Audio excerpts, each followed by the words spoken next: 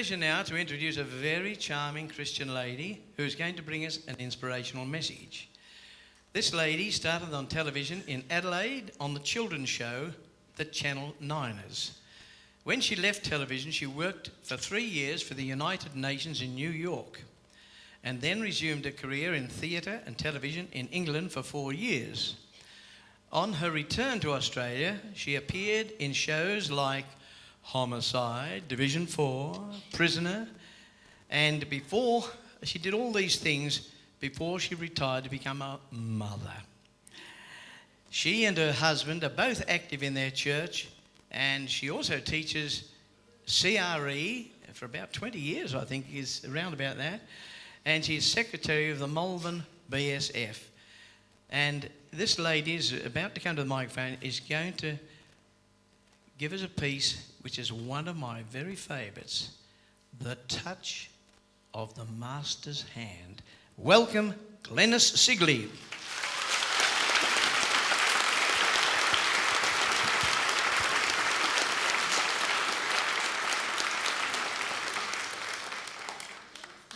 Thank you, Ron, and hello everybody. It's a great joy for Ernie and I to be invited here this afternoon. I spoke to the Women's Breakfast last year, and I thoroughly enjoyed that, and I met a lot of you there. So it's just a great pleasure for us both to be here with you this afternoon. And thank you, Ron, for that very nice introduction. This is a lovely piece called The Touch of the Master's Hand. 'Twas battered and scarred, and the auctioneer thought it scarcely worth his while to waste much time on the old violin, but he held it up with a smile. "What am I bid, good folks?" he cried. "Who'll start the bidding for me? $1, $1, then 2, only 2, $2, who'll make it 3? $3 once, $3 twice, going for 3. But no. From the back of the room, far back, a grey-haired man came forward and picked up the bow. Then, wiping the dust from the old violin and tightening the loose strings, he played a melody pure and sweet as a carolling angel sings.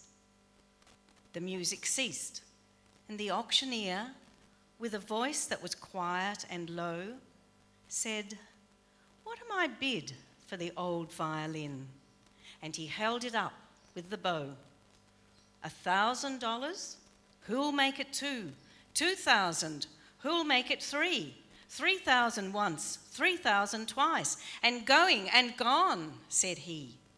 The people cheered, but some of them cried, "We do not quite understand what changed its worth." Swift came the reply, "The touch of the master's hand." And many a man with a life out of tune and battered and scarred with sin is auctioned cheap to the thoughtless crowd, much like the old violin. A mess of pottage, a glass of wine, a game, and he travels on. He is going once and going twice. He's going and almost gone.